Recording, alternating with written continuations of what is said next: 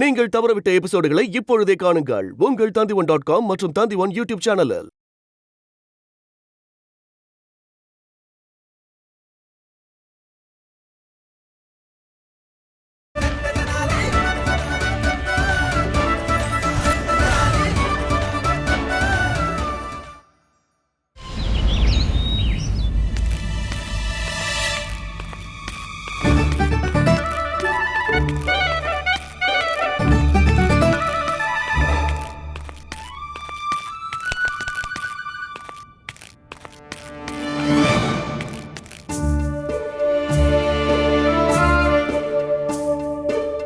இப்ப இதுக்கெல்லாம் யார் செல்வம் கொடுக்கறது?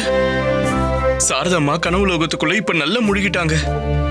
என்னையும் முழுகடிக்கிறாங்களே.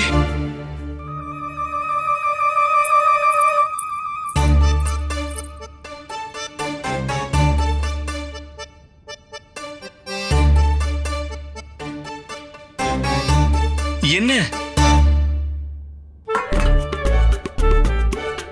என்ன பாக்குறீங்க? என்ன? ஐயோ, இளவரசி கண்டிப்பா உன்னை சந்திக்க வருவாங்க. இளவரசியா? இளவரசி இங்க வருவாங்களா? ஏன்? ஏன்னா உன்னை விரும்புறாங்கல்ல. இன்னைக்கு தீபாவளி வர கண்டிப்பா வருவாங்க. என்ன சொல்லிக்கிட்டு இருக்கீங்க? தீபாவளின்றதுனால வருவாங்களா? ஐயோ சாரதாம்மா, அவங்க மட்டும் இங்க வந்தாங்கன்னா அப்புறம் அவங்க அப்பா நம்ம வீட்டு மேல தாக்குதல் தொடுத்துருவாரு. அவங்க வராம இருக்கிறது தான் நல்லது. அட, யாருக்கும் தெரியாம வரலாம் இல்லையா? நான் வந்துட்டேன்.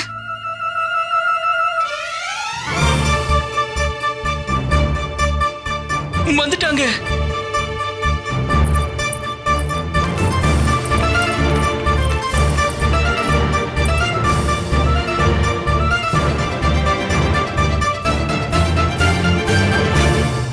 இந்த ஆடை இளவரசியோடதுதான். என்ன பயந்தனோ அதுவே நடந்துருச்சு. இந்த தீபாவளியை என் கடைசி தீபாவளியாக்க ஏன் இவங்க இங்க வந்திருக்காங்க? வணக்கம் இளவரசி அவர்களே. நீங்க இங்க, அதுவும் இப்படி யாருக்கும் தெரியாம?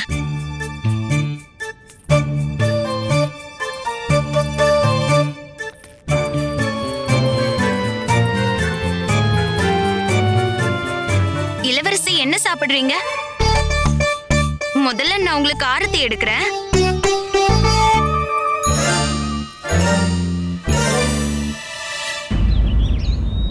ராஜகுரு ஐயா, தாமதிக்காதீங்க. நாங்க எல்லாரும் உங்களுக்காக காத்துக்கிட்டு இருக்கோம். உங்களுக்காக நாங்க தீபாவளி பரிசும் அன்பளிப்பும் கொண்டு வந்திருக்கோம். வைத்தியர் என்கிட்ட இந்த மருந்தை எடுத்து என் முகத்துல தடவுனா எல்லா வண்ணமும் போயிடும்னு சொன்னாரு. இந்த வண்ணம் மட்டும் இப்ப போகட்டும். அதுக்கப்புறமா வெளியே காத்துக்கிட்டு இருக்கிற எல்லார்கிட்ட இருந்து தீபாவளி பரிசு நான் கொள்ளையடிச்சிருவேன்.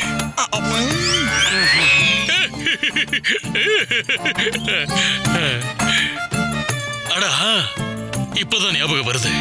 இந்த மருந்தை பயன்படுத்தும் போது என் கண்ணை மூடிக்கிட்டு தான் பயன்படுத்தணும் அப்படின்னு வைத்தியர் என்கிட்ட சொன்னாரு. அதனால நான் கண்களை மூடிக்கிறேன். நீ என்னோட கையில கொஞ்சம் கொஞ்சமா இந்த மருந்தை ஊத்து. கண்டிப்பா குருஜி. சரி, ஊத்து. இந்த கிழவனுக்கு இப்போ பகல்லையே நட்சத்திரத்தை காட்டுறேன்.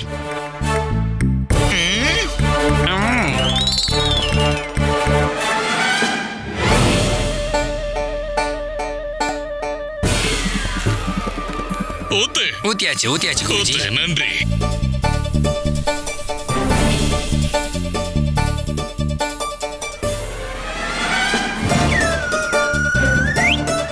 வண்ணெல்லாம் போய்கிட்டு இருக்குல்ல? ஆஹா, போயிட்டு இருக்கு குருஜி. நல்லா போய்கிட்டு இருக்கு. இன்னும் கொஞ்சம் அழித்து தேய்ங்க. வண்ணம்லாம் நல்லா போய்கிட்டு இருக்கு இல்லையா? ஆமா குருஜி, ரொம்ப நல்லா போய்கிட்டு இருக்கு. தனியா அவர்களே, கண்ணாடி எடுத்துட்டு வந்து குருஜி கிட்ட காட்டுங்க. இதோ போய் கொண்டு வரேன்.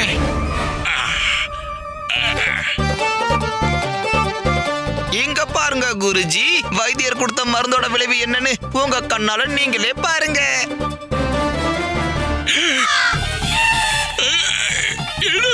என்னாச்சு குருஜி?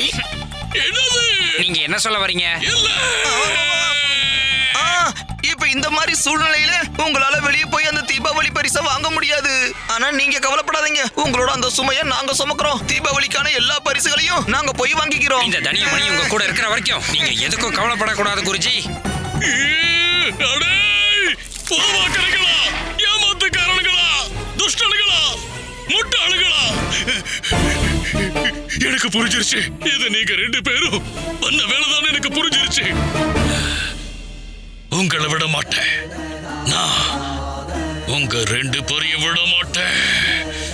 தனிமணி, உங்களை விட மாட்டேன்.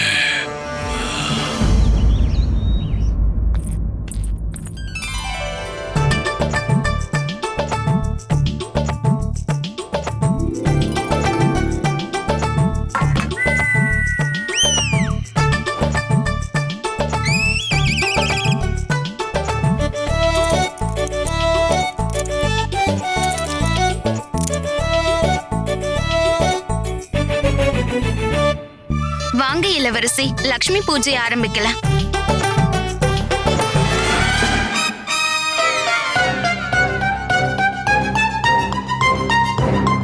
இது இளவரசியோட ஆடையாச்சு. இல்ல இது என்னோட ஆடை. நான் ராம்தனி ஐயா கிட்ட சொல்லி தச்சது. ராணி, மகாராணி, இளவரசிகள்லாம் எப்படிப்பட்ட ஆடைகளை உடுத்திருப்பாங்களோ அப்படிப்பட்ட ஆடையை அவர் தச்சு தருவாரு. அட, என்ன நீ என்ன அப்படி பாத்துட்டு இருக்க? லக்ஷ்மி பூஜைக்கான நேரம் கடந்து போயிட்டு இருக்கு. சீக்கிரமா போய் பண்டித ராமகிருஷ்ண ஐயாவை கூட்டிட்டு வா. அவர் வந்தாதான் பூஜையை ஆரம்பிக்க முடியும். சீக்கிரமா போ. சரி சரி, அவர் வருவாரு. ஆனா நீங்க என்ன வருவாரு? இப்போவே போய் அவரை கூட்டிட்டு வர. நல்ல நேரம் போனா திரும்ப வராது. அது அவருக்கும் தெரியும். பூஜைக்கு சரியான நேரத்துல அவரே வந்துருவாரு. ஆனா நீ இப்போ உன்னோட வீட்டுக்கு போ. உன் அப்பா கூட சேர்ந்து லட்சுமி பூஜை பண்ணு போ. இல்ல இங்க பண்றணும் அங்க பண்றணும், ரெண்டும் ஒண்ணுதான். உனக்கு வேணா அப்படி இருக்கலாம், ஆனா எங்களுக்கு அப்படி இல்ல. ஏன்னா எங்க வீட்டு பழக்கப்படி வெறும் குடும்பத்தை சேர்ந்தவங்க மட்டும்தான் ஒன்னா சேர்ந்து பூஜை பண்ணுவோம். அதனால நீ இப்பவே இங்க இருந்து கிளம்புற வேலையை பாரு. போ, ஒழுங்கா இங்க இருந்து கிளம்பு. அட கிளம்பு, உன்னோட வீட்டுக்கு போய் பூஜை பண்ணு. கிளம்பு போ. நல்ல இளவரசியா வந்துட்டா. வாங்க சாரதம்மா, லட்சுமி பூஜைக்கான முகூர்த்தம் போயிட்டு இருக்கு. பூஜை பண்ணுவோம்.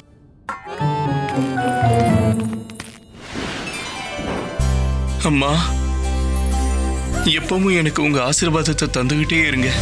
அப்பதான் இந்த தீபாவளிக்கு என்னால அந்த இளவரசி கிட்ட இருந்து என்னையும் விஜயநகரத்தையும் காப்பாற்ற முடியும். அப்புறம் இப்போவாது என் அப்பா எங்க இருக்காருன்னு காட்டுங்களேன். உங்களுக்கு தெரியும்ல, நான் அப்பாவை தேடி கண்டுபிடிக்கிறதுக்காக தான் இவ்வளவு விபரீதங்களை எதிர்கொண்டுகிட்டு இருக்கேன்.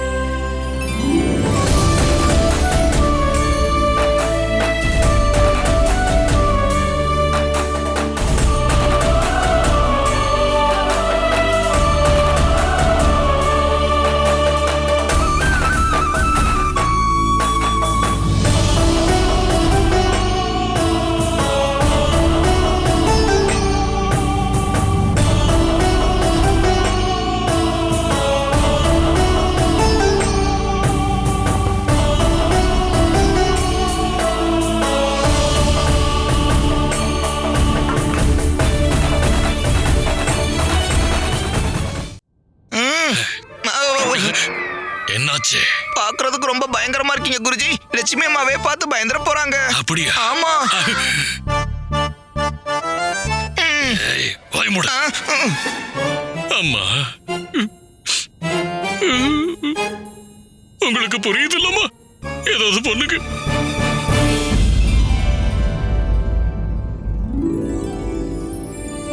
அம்மா, இன்னைக்கு தீபாவளி அதுமா எல்லாரும் உங்ககிட்ட செல்வம் கேட்டுக்கிட்டு இருப்பாங்க. ஆனா நான் உங்ககிட்ட இருந்து எங்க அப்பாவை கேட்கிறேன். ஏன்னா ஒரு மகனுக்கு அவன் அப்பாவை விட ஒரு பெரிய செல்வம் இருக்கவே முடியாது. என் அப்பாவை எனக்கு திருப்பி தந்துருங்கம்மா.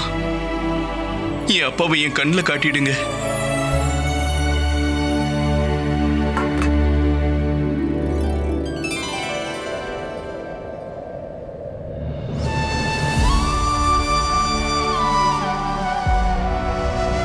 ஆசீர்வாதம் பண்ணுங்க சாரதாமா. உங்களுடைய மகன் விஜயநகரத்தை காப்பாத்த நாளைக்கு கேட்க போற புதிருக்கு விடையை கண்டுபிடிக்கணும்னு ஆசீர்வாதம் பண்ணுங்க. கூடவே என்னையும் காப்பாத்திக்கிறதுல வெற்றி அடையணும்.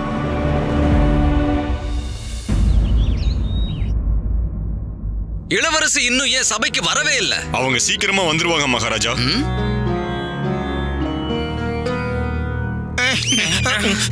குருஜி, இப்ப ஏன் நீங்க உங்க முகத்தை மூடிட்டு உட்கார்ந்திருக்கீங்க?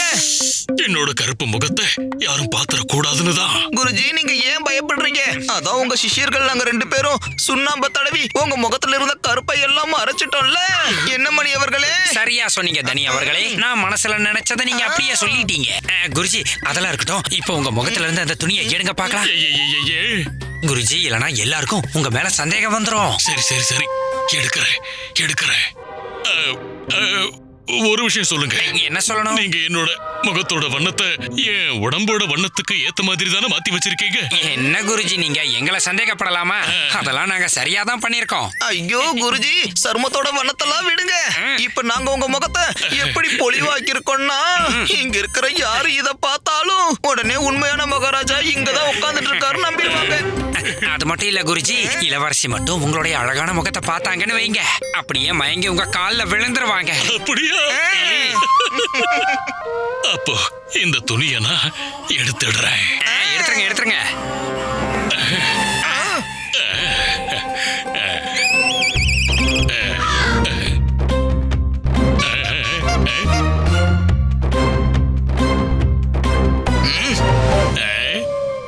என்னது இது? ஏன் இவங்க எல்லாரும் இவ்வளவு ஆச்சரியமா என்னையே உத்து பார்த்துக்கிட்டு இருக்காங்க?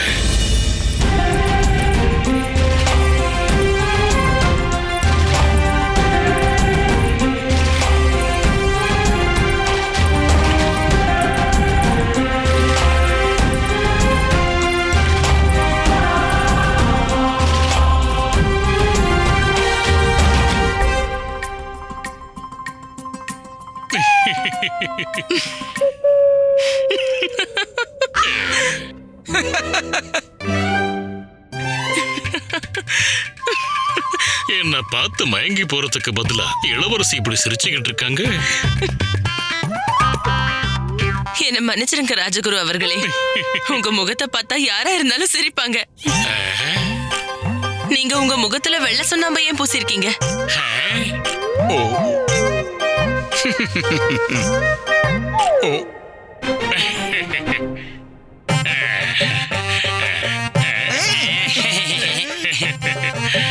இல்ல, அது வந்து இது ஒண்ணு வெள்ள சுண்ணாம்பல இல்ல இளவரசியாரே. இது விபூதி, மகாதேவரோட விபூதி. சிவ பக்தர்களுக்கு பிரசாதத்துக்கு சமமானது. இத பூசிக்கிறது மூலமா முகத்துல எப்பவும் பிரகாசம் இருக்கும், மனசுல எப்பவும் அமைதி இருக்கும். அப்படியா? ஆமா. உங்க 2 பேருக்கும் நான் அப்புறமா யாருங்கிறத காட்டுறேன்.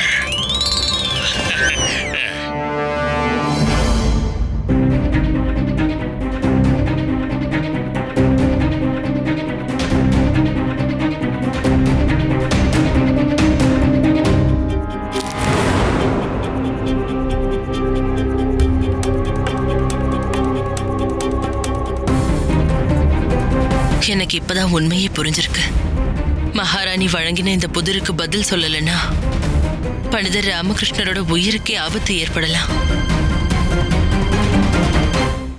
இளவரசி அவர்களே, நாங்க எல்லாரும் உங்களோட அடுத்த புதிருக்காக ஆவலா காத்துக்கிட்டு இருக்கோம். நீங்க அடுத்த புதிரை கேளுங்க.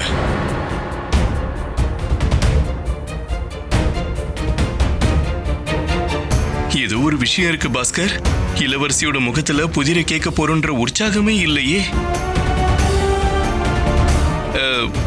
இளவரசி அவர்களே, உங்களால 5வது புதிரா எந்த புதிர என்கிட்ட கேட்கறதுன்னு முடிவு பண்ண முடியலன்னா அதுல கவலைப்பட எதுவும் இல்ல. நீங்க அடுத்த வருஷம் கேட்டுக்கோங்க. அது வரைக்கும் இந்த போட்டியை இதோட நிறுத்தி வச்சிருவோம். எங்களோட இளவரசி தூக்கத்துல இருந்து எழுந்து அவங்களுடைய ஒரு புதிரை நீங்க கேட்டாலும் அதுக்கு பதில் கண்டுபிடிக்கிறதுல உங்களோட தூக்கம் எல்லாம் போயிடும். மகாராஜா, எங்களோட இளவரசி இந்த போட்டியை வச்சிருக்காங்க அப்படின்னா அதை அவங்க கண்டிப்பா முடிப்பாங்க.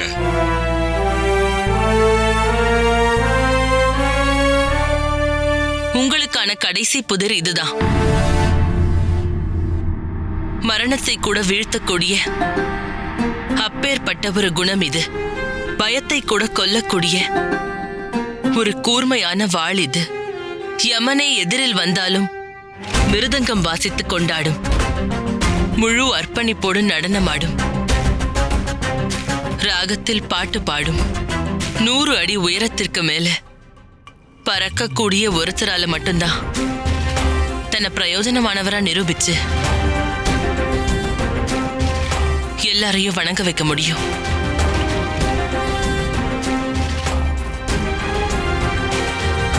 நூறு அடி உயரத்துக்கு மேல பறக்கக்கூடிய ஒருத்தராலையா?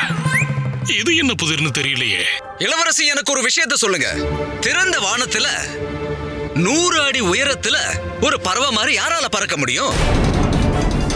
சரி, அதை விடுங்க. அப்படியே அவங்க பறந்தாலும் இந்த புதிருக்கான விடைய சொல்ல அவங்க எப்படி திரும்ப உயிரோட வர முடியும்?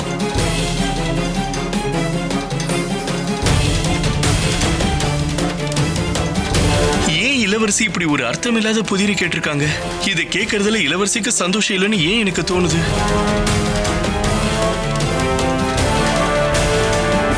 இப்ப நான் விரிச்சிருக்க வலையில இருந்து இந்த பண்டிதர் ராமகிருஷ்ணரால என்ன பண்ணாலும் தப்பிக்கவே முடியாது. அவ்வளவுதான். இனி நான் விஜயநகர சாம்ராஜ்யத்தோட மகாராஜாவாகிறத யாராலையும் தடுக்க முடியாது. பண்டிதர் ராமகிருஷ்ணனுடைய மரணம் இப்ப உறுதியாயிடுச்சு. அப்புறம் மகாராஜாவோட மரணத்தை நான் பாத்துக்குவேன்.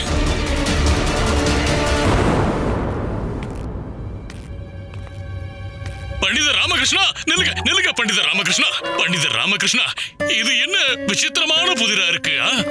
எப்படி இருந்தாலும் பதில நான் சொல்லிதானே ஆகணும் குருவே. பதில சொல்லிதானே ஆகணும். நான் என்ன சொல்ல வரேன்னா, ஒருவேளை அந்த பதில சொல்லும் போது உங்களுக்கு ஏதாவது தப்பா நடந்துருச்சுன்னா அப்புறம் விஜயநகரத்தோட மக்களோட எதிர்காலம் என்ன ஆகிறது? இவ்வளவு வருஷத்துக்கு அப்புறம் நீங்க திரும்ப வந்திருக்கிறதாலதான் ஒரு சின்ன நம்பிக்கை ஒளி தெரியுது. அந்த ஒளி அணைஞ்சிடக்கூடாது. நீங்க கவலைப்படாதீங்க குருவே, எனக்கு எதுவும் ஆகாது. ரொம்ப நல்ல விஷயமாச்சு. எதுவும் ஆகக்கூடாது. அந்த சிவனோட ஆசீர்வாதம் உங்களுக்கு எப்பவும் இருக்கும். நான் என்ன சொல்லிக்கிட்டு இருந்தேன்னா, ஒருவேளை உங்களுக்கு ஏதாவது ஆயிடுச்சுன்னா, இல்ல அப்படியெல்லாம் எதுவும் ஆகாது. ஆனா ஒருவேளை ஏதாவது ஆயிடுச்சுன்னா அப்போ அந்த அந்த இளமைய திரும்ப கொண்டு வர்ற அந்த மூலிகையை பத்தின ரகசியம் என்ன ஆகும்? இல்ல, நான் என்ன சொல்ல வந்தேன்னா, நீங்க இந்த புதிருக்கான பதில சொல்றதுக்கு முன்னாடி மூலிகையை பத்தி என்கிட்ட மறக்காம சொல்லிட்டு போயிடுங்க. அது எனக்கு பயனுள்ளதா இருக்கும். என்ன அட அட பண்டிதர் ராமகிருஷ்ணரே, அந்த மூலிகையை பத்தி சொல்லிட்டு போங்களே.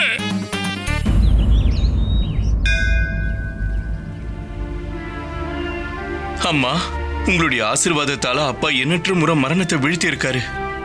ஆனா என்கிட்ட அப்பா அளவுக்கு புத்திசாலித்தனமும் இல்ல, சாமர்த்தியமும் இல்ல. நான் சாக விரும்பலம்மா. எனக்கு இப்ப என்ன வயசாயிடுச்சு? நான் அப்பாவை தேடி கண்டுபிடிக்க தான் நினைச்சேன். அந்த குழப்பத்துல இப்ப என்னோட உயிருக்கே ஆபத்து வந்துருச்சு. எனக்கு உதவி பண்ணுங்கம்மா, கருணை காட்டுங்க. இந்த புதிரை தீக்கிறதுக்கு ஏதாவது ஒரு வழியை காட்டுங்க.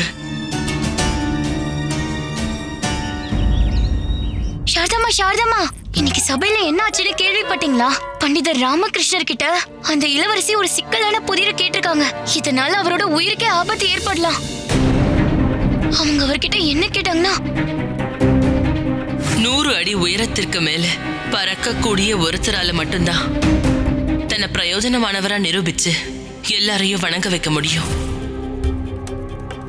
சாரதாமா, நீங்க எதுக்கும் கவலைப்படாதீங்க. பண்டிதர் ராமகிருஷ்ண ஐயா நிச்சயமா அந்த புதிரை தீக்க முடியாதுன்னு சொல்லிடுவாரு. இப்ப இவளுக்கு என்ன தெரிய போகுது? என்னோட மகன் பாஸ்கர் அவன் அப்பாவோட மான மரியாதையை காப்பாத்துறதுக்காக என்ன வேணா பண்ணுவான். அவன் வானத்துல அவ்வளவு உயரத்துக்கு போறதுக்கு ஏதாவது ஒரு வழிய கண்டிப்பா கண்டுபிடிப்பான். அப்படி மட்டும் அவன் பண்ணான்னா அவனோட உயிரை எப்படி அவனால பாதுகாத்துக்க முடியும்?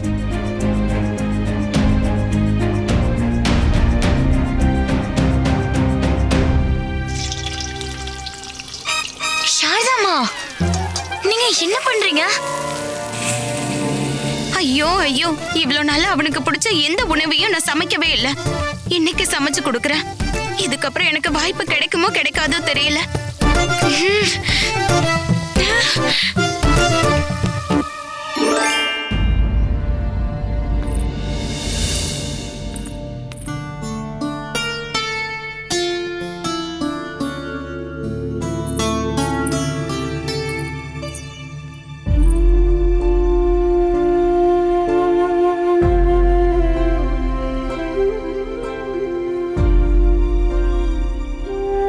ஒரு பக்கம் அன்பை அர்ப்பணிக்கிறீங்க, இன்னொரு பக்கம் மரண தண்டனையா? நீங்க என்ன திருமணம் பண்ணிக்கணும்னு ஆசைப்பட்டீங்கல்ல? நான் உயிரோடவே இருக்க மாட்டேன்னும் போது நீங்க யாரை கல்யாணம் பண்ணிப்பீங்க? பதில் சொல்லுங்க இளவரசி அவர்களே. ஏன் அமைதியா இருக்கீங்க? என்ன ஆட்டம் இது? இது ஆட்டம் இல்ல, இது யுத்தம். கர்மம் மற்றும் உணர்ச்சிகளின் யுத்தம். நான் இன்னைக்கு சபையில பண்ணது என்னுடைய கர்மம் தான். நான் என்னுடைய உணர்ச்சிகளை வெளிப்படுத்தியிருக்கேன். இன்னைக்கு இந்த இடத்துக்கு என்னுடைய உணர்ச்சிகளுக்கான வெற்றியை கேட்டு வந்திருக்கேன். உங்களுடைய உயிருக்குள்ளதான் என்னுடைய உயிரும் இருக்கு பண்டிதர் ராமகிருஷ்ணர் அவர்களே. நான் பிரார்த்தனை பண்ணிக்கிறேன், நீங்க என்னுடைய புதிருக்கான சரியான பதிலையும் சொல்லணும், நீண்ட ஆயுளோடையும் இருக்கணும்.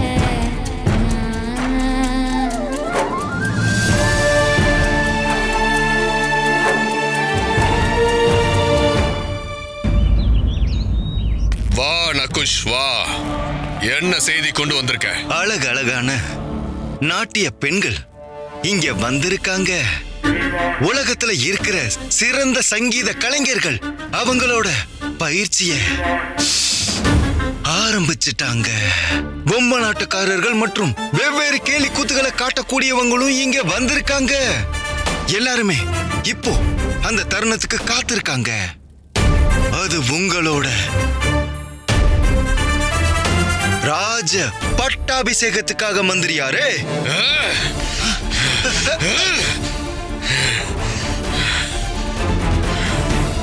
இன்னைக்கு நான் அடிக்க மாட்டேன், ஏன்னா இன்னைக்கு எனக்கு ரொம்ப சந்தோஷமான நாள். ஆனா நகுஷ், உன்னோட மூளை கிட்ட சொல்லிடு, உன்னோட நாக்குக்கு கத்து கொடுத்துரு. இதுக்கப்புறம் என்ன மந்திரியார் அப்படின்னு சொல்லி கூப்பிடுறத நிறுத்த சொல்லு. ஏன்னா அந்த நாள் தூரத்துல இல்ல, நான் விஜயநகரத்தோட ராஜ சிம்மாசனத்துல அமர போற அந்த நாள். அப்புறம் எல்லா பக்கங்கள்லயும் என்னோட புகழ் மட்டும்தான் பாடப்படும், என் புகழ் தான் ஓங்கி ஒலிக்கும். நீ கொஞ்சம் எப்படின்னு சொல்லி காட்டு. மகாராஜா வாழ்க, மகாராஜா கை காலா வாழ்க, மகாராஜா கை காலா நீடூழி வாழ்க. எனக்கு ஒரு வினோதமான உணர்வு ஏற்படுது, உடம்பெல்லாம் மெய் சிலிர்த்து போகுது. என் உடம்பு முழுக்க ஒரு புதுவிதமான சுகத்தை நான் அனுபவிச்சுக்கிட்டு இருக்கேன். இந்த மாதிரி நான் இங்க என்ன பார்த்துக்கிட்டு இருக்க? வேலையில கவனத்தை செலுத்து. தொலைநோக்கு பார்வை, உறுதியான கொள்கை மற்றும் விடாமுயற்சி தான் நம்மள விஜயநகரத்தோட ராஜ சிம்மாசனத்துக்கு கொண்டு போய் சேர்க்கும். இப்ப நீ போலாம்.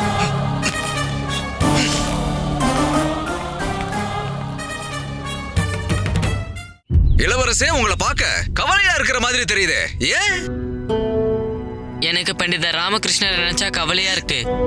பண்டிதர் ராமகிருஷ்ணரை நினைச்சா? ஆமா. ஏன் உங்களுக்கு கவலையா இருக்கு? ஏன்னா நமக்கு இப்ப கொடுத்திருக்க சவால் ரொம்ப அசாத்தியமானது அப்பா. எப்படி அவரால் அதை பண்ண முடியும்?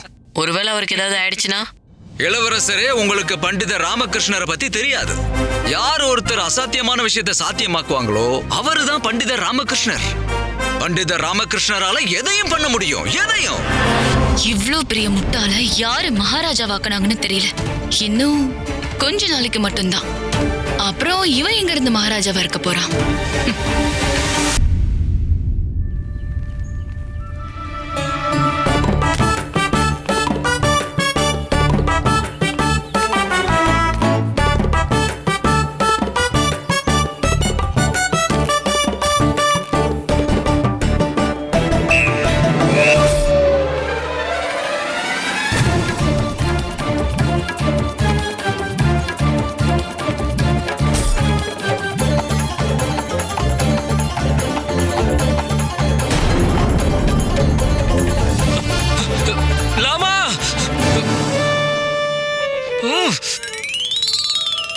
இல்ல இல்ல, ஒண்ணும் இல்ல.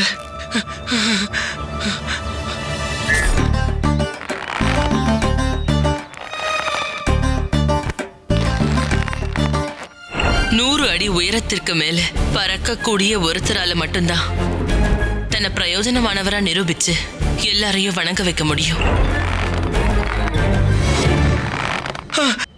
போதும் போதும் போதும் சித்தப்பா, போதும் போதும்.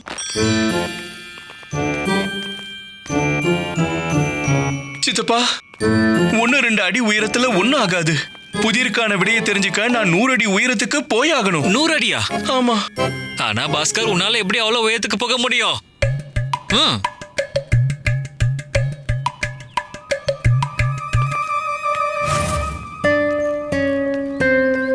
புத்தி வேலை செய்யவே மாட்டேங்குதே. மேல வானத்துக்கு போறதுக்கு வேற வழி என்ன இருக்குன்னு சுத்தமா புரிய மாட்டேங்குதே. ஆனா இது சாத்தியமே இல்லாதது. பண்டிதரே நில்லுங்க. எனக்கு நல்லா தெரியும், உங்ககிட்ட கேட்கப்பட்ட அந்த புதிர் மிகவும் கடினமானதுதான். அதுக்கான பதில் இங்க எங்க யாருக்கிட்டயுமே இல்ல.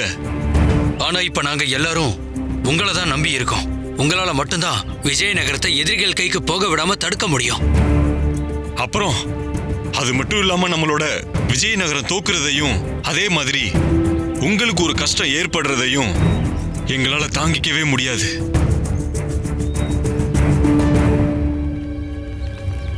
பண்டிதர் ராமகிருஷ்ணரே, பண்டிதர் ராமகிருஷ்ணரே. அட பாலகா, நீயா? கல்வி பயிலாம எனக்கு யாரும் எந்த வழியும் தரமாட்டாங்களா? இதுதான் நான் உனக்கு புரிய வைக்க நினைச்சேன் பாலகா. கல்விங்கிறது மிகவும் முக்கியமானது. சரி, இத சொல்லு, இப்ப நீ கல்வியை கத்துக்கிறியா இல்லையா? என்னோட முழு கவனத்தையும் செலுத்தி கத்துக்கிறேன். இப்ப என்னோட அப்பாவும் என்ன நினைச்சு ரொம்பவே சந்தோஷமா இருக்காரு. இங்க பாருங்க, இன்னைக்கு அவர் எனக்கு இந்த புது அன்பளிப்பை வழங்கியிருக்காரு.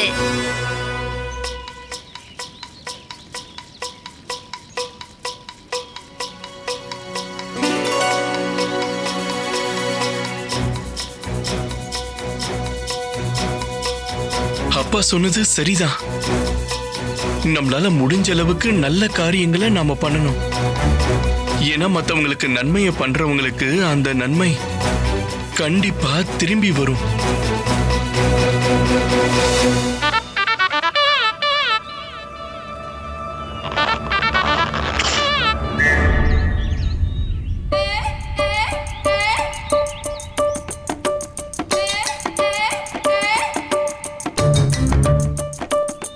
இவன் என்ன பண்ணிக்கிட்டு இருக்கான்?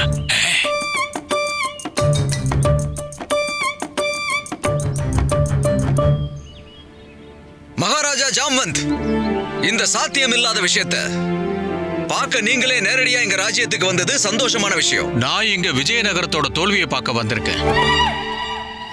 அதை இன்னும் கொஞ்ச நேரத்துல பாத்துருவேன். அப்புறம் விஜயநகரத்துல ஏன் சாம்ராஜ்யத்தோட கொடிதான் பறக்கும். மகாராஜா ஜாம்வந்த், அங்க நின்னுட்டு இருக்கக்கூடிய நபரை பாத்தீங்களா? அவருடைய பெயர் பண்டிதர் ராமகிருஷ்ணர். அவர் விஜயநகரத்துல இருக்கிற வரைக்கும் விஜயநகரத்துல வேற ஒரு நாட்டோட கொடிய நடவே முடியாது. எனக்கு பண்டிதர் ராமகிருஷ்ணர் மேல முழு நம்பிக்கை இருக்கு. அப்புறம் இன்னொன்னும் தெரியும், அவர் கண்டிப்பா ஏதாவது யோசிச்சு வச்சிருப்பாரு. அது சீக்கிரமே தெரிய வரும். பண்டிதர் ராமகிருஷ்ணரே, இளவரசி உங்ககிட்ட கேட்ட புதிருக்கான பதில சொல்லுங்க. மகாராஜா, இந்த தடவை புதிர்க்கான விடையை நான் சொல்லி இல்ல, எல்லாருக்கும் செஞ்சு காட்ட போறேன்.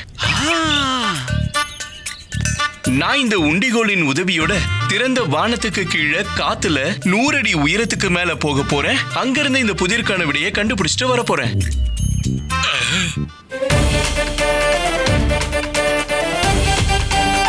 போ பண்டிதர் ராமகிருஷ்ணா, சந்தோஷமா போ. ஒரு முறை நீ மேல போயிட்டனா அதுக்கப்புறம் உயிரோட திரும்ப கீழே வர மாட்டேன். ஆனா மேல போனா அப்புறம் கீழே எப்படி வருவான்? ஆனா கீழே வந்துட்டானா நேரா மேல போயிடுவான்.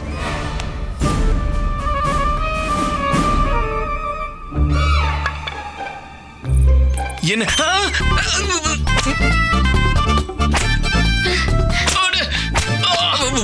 சிவ சிவ சிவ சிவ சிவ சிவா, இங்க என்ன நடக்குது? இந்த வயசுல கூட பண்டிதர் ராமகிருஷ்ணர் அவரோட மனைவி கிட்ட அடி வாங்கிக்கிட்டு இருக்காரு. ஐயோ குருவே, இதெல்லாம் சாரதாவுடைய அன்பு இப்படிதான் பொழிவா. என்ன சாரதா, எல்லாரும் முன்னாடி என்ன தோச்சு போடலான்னு பாக்குறிய? போ இங்கிருந்து போ. பைத்தியம். பண்டிதர் ராமகிருஷ்ணரே, இந்த உண்டிக்கோல் இப்போ உங்களை வானத்துக்கு கூட்டிட்டு போக போதா? ஆமா அமரப்பள்ளி தேவி, உண்டிகோலை பயன்படுத்தினா தானே பறக்க முடியும். அப்படி பறந்தாதானே புதிருக்கான விடையை கண்டுபிடிக்க முடியும்.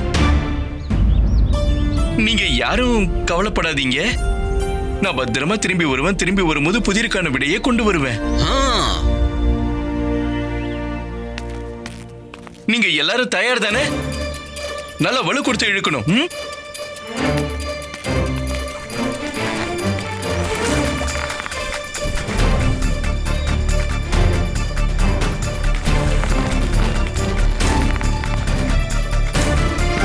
விடுங்க.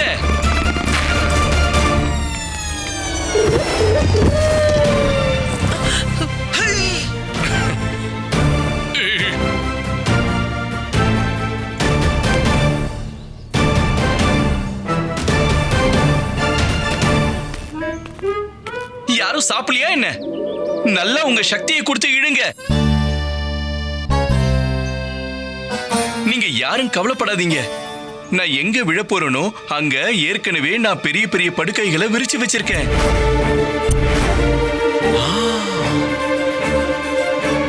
எனக்கு எதுவும் ஆகாது. நீங்க எல்லாரும் நல்ல இறுக்கமா பிடிச்சி நல்லா பின்னாடி இழுங்க, சரியா?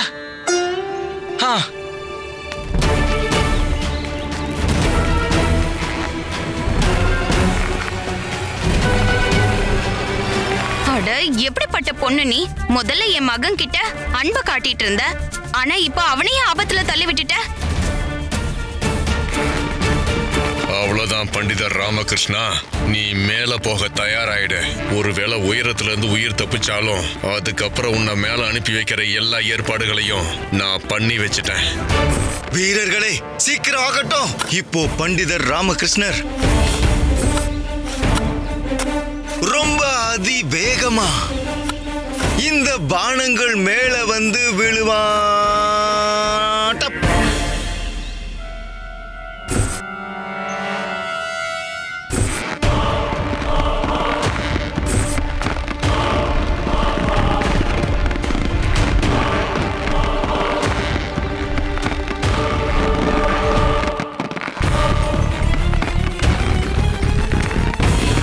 மரணத்தை கூட வீழ்த்தக்கூடிய அப்பேற்பட்ட ஒரு குணம் இது. பயத்தை கூட கொல்லக்கூடிய ஒரு கூர்மையான வாள் இது.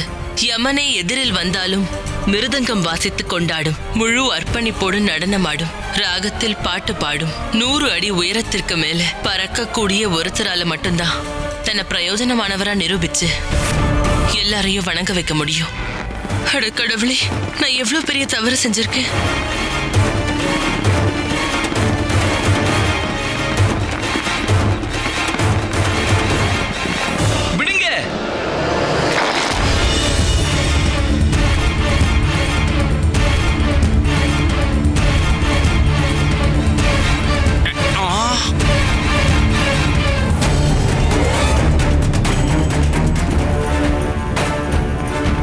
இப்போ அந்த பண்டிதர் ராமகிருஷ்ணரோட கதை முடிய போகுது. ஆமா,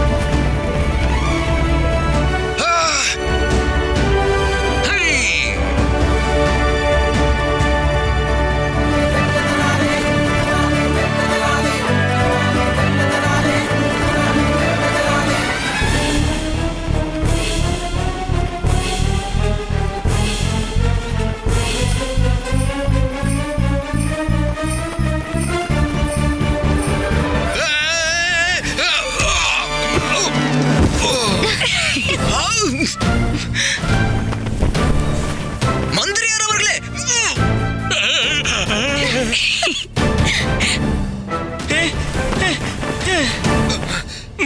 மன்னிச்சிருங்க மகாமந்திரியாரே. வாங்க வாங்க வாங்க. ராமகிருஷ்ணா, உனக்கு இவ்வளவு தைரியமா? என்னோட நெஞ்சிலேயே எட்டி உதைக்கிறியா நீ? மன்னிச்சிடுங்க மந்திரியாரே, நான் கொஞ்சம் சமநிலையை இழந்துட்டேன். என்னால கட்டுப்படுத்த முடியல. சிறப்பு பண்டிதர் ராமகிருஷ்ணரே, மிகச் சிறப்பு. இதுவரைக்கும் உங்களுடைய புத்திசாலித்தனத்தை நான் அரச வேலை மட்டும்தான் பார்த்திருக்கேன். ஆனா இன்னைக்கு உங்களுடைய புத்திசாலித்தனத்தை நான் ஆகாயத்திலையும் பார்த்துட்டேன். ஆனா மகாராஜா, இன்னொன்னையும் தெரிஞ்சுக்கணும். பண்டிதர் ராமகிருஷ்ணர் சும்மா காத்துல பறந்துட்டு வந்திருக்காரா, இல்ல புதிருக்கான பதிலையும் கொண்டு வந்திருக்காரான்னு? சரியா சொன்னீங்க மந்திரியாரே. நானும் இவ்வளவு தூரம் வித்தையை பார்க்கறதுக்காக வரல, புதிருக்கான பதிலை தெரிஞ்சுக்க தான் வந்தேன். இப்ப தாமதிக்காம பதில சொல்லுங்க பண்டிதர் ராமகிருஷ்ணரே. பதில் சொல்லு, பதில் சொல்லு. ஐயோ, என்ன பதில் சொல்றது? புதிருக்கான பதில் தெரிஞ்சாதானே சொல்றதுக்கு. ஆனா பாஸ்கர் ஏதாவது சொல்லிதானே ஆகணும். யோசி யோசி யோசி. காளியம்மா, என்ன காப்பாத்து.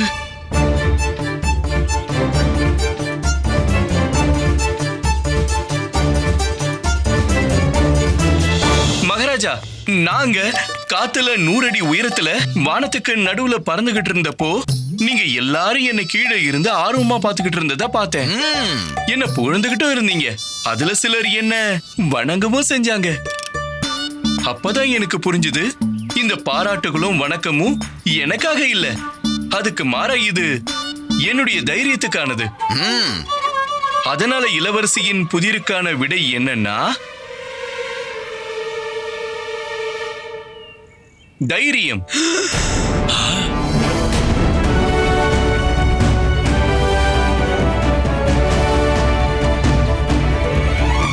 எப்படி சொல்றீங்க? புதிரின் முதல் வரியை பார்த்தோம்னா, மரணத்தையே வீழ்த்தக்கூடிய அப்படிப்பட்ட ஒரு குணம். அதாவது மரணத்தையே வீழ்த்திட முடியும்னா அப்படிப்பட்ட சக்தி வெறும் தைரியத்துக்கு மட்டும்தான் இருக்கு. இரண்டாவது வரி, பயத்தின் உயிரை கூட எடுக்கக்கூடிய கூர்மையான வாள் அது. இது எல்லாருக்குமே தெரிஞ்சது. தைரியத்துக்கு முன்னாடி பயம் கூட தோத்துடும். மூன்றாவது மற்றும் 4வது வரி, யமனே முன்னாடி வந்து நின்னாலும் மிருதங்கம் வாசித்து கொண்டாடி மயங்கி நடனமாடி ராகத்தில் பாடும் அது. அதாவது என்னதான் முன்னாடி மரணம், அதாவது யமன் வந்து நின்னாலும் ஒருவேளை அந்த மனுஷனுக்குள்ள தைரியம் இருந்ததுன்னா அவங்க எப்பவும் பயப்பட மாட்டாங்க.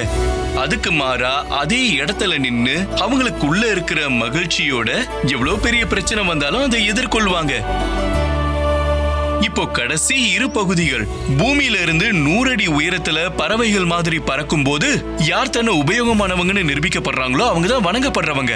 அதாவது நிலத்துல இருந்து 100 அடி உயரத்துல யாரு பறவை மாதிரி ஆகாயத்துல பறக்கிறாங்களோ அவங்களாலதான் இந்த புதிருக்கான விடைய சொல்ல தன்னை தகுதியானவங்களா நிரூபிச்சு காட்ட முடியும். அதனால நான் நிலத்துல இருந்து 100 அடி உயரத்துக்கு பறந்து இந்த புதிருக்கான பதில சொல்ல தகுதியானவனு நான் நிரூபிச்சு காட்டியிருக்கேன். ஆனா இது தைரியம் இல்லாம சாத்தியமாயிருக்காது. மற்றும் இது எல்லாருக்கும் தெரியும். தைரியத்தை இந்த மொத்த உலகமும் வணங்கும். அதனால இந்த புதிருக்கான விடை தைரியம்.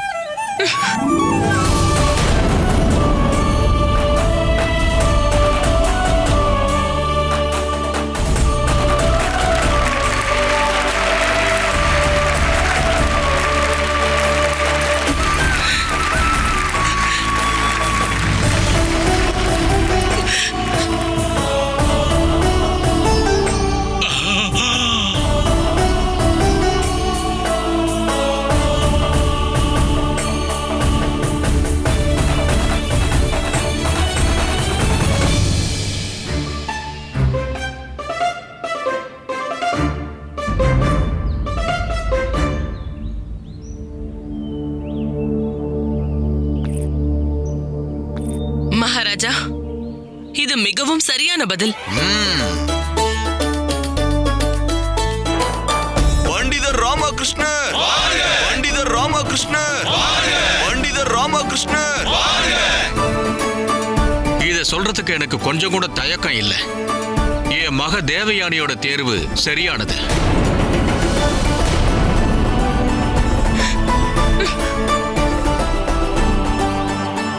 இவர் என்னதான் பெரிய வீரனா இல்லைன்னாலும் இவருக்குள்ள இருக்கிற தைரியமானது எந்த வகையிலையும் வீரனுக்கு குறைஞ்சதில்லை. இப்படிப்பட்ட புத்திசாலியான ஒரு மகா பண்டிதர், ஞானத்தின் கடல், மக்களுக்கு பிரியமான மாவீரரை என்னோட மகள் திருமணம் பண்ணிக்கிறது எனக்கு பெருமையான விஷயமா இருக்கு. அச்சச்சோ, ஏற்கனவே மக போதாதுன்னு இப்ப அவங்களுடைய அப்பாவும் அதே ராகத்தை பாடுறாரு. இனிமே என்னோட ராஜ்யமும் விஜயநகரமும் எதிரிகளா இருக்க மாட்டோம், நண்பர்களா இருப்போம். இனிமே என்னோட ராஜ்யம் எல்லா நேரத்திலையும் விஜயநகரத்தோட தோளோட தோல் சேர்ந்து துணையா நிற்கும். நன்றி மகாராஜா ஜாமந்த், ரொம்ப ரொம்ப நன்றி. அப்புறம் பண்டித ராமகிருஷ்ணரே.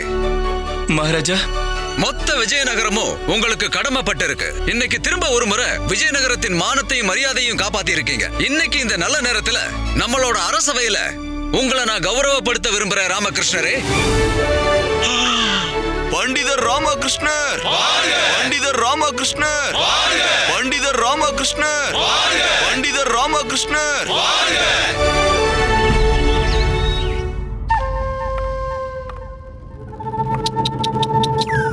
குருஜி, இளவரசி தேவயானிய பார்த்தா எங்களுக்கு ரொம்பவே பாவமா இருக்கு. உங்களை மாதிரி ஒரு மகான், ஒரு வித்வான், அழகான ஆண்மகன் இருந்தும் கூட அவங்க பண்டிதர் ராமகிருஷ்ணரை திருமணம் செஞ்சுக்க விரும்புறாங்க. குருஜி, இந்த திருமணத்தை யாராலையும் தடுக்கவே முடியாது குருஜி, அதுக்கு வாய்ப்பே இல்ல. இந்த உலகத்துல அசாத்தியமானதுன்னு எதுவும் இல்ல, புரியுதா? உங்க 2 பேருக்கும் அறிவு இருக்குல்ல? இருக்குன்னு நினைக்கிறோம். அப்ப அதை பயன்படுத்துங்க, நல்லா யோசிங்க. பாவம், அந்த இளவரசியோட வாழ்க்கை வறண்டு போகாம தடுக்கிறது எப்படின்னு யோசிங்க. எனக்கு அவங்கள திருமணம் செஞ்சு வச்சு அவங்க வாழ்க்கையை எப்படி காப்பாத்துறதுன்னு யோசிங்க.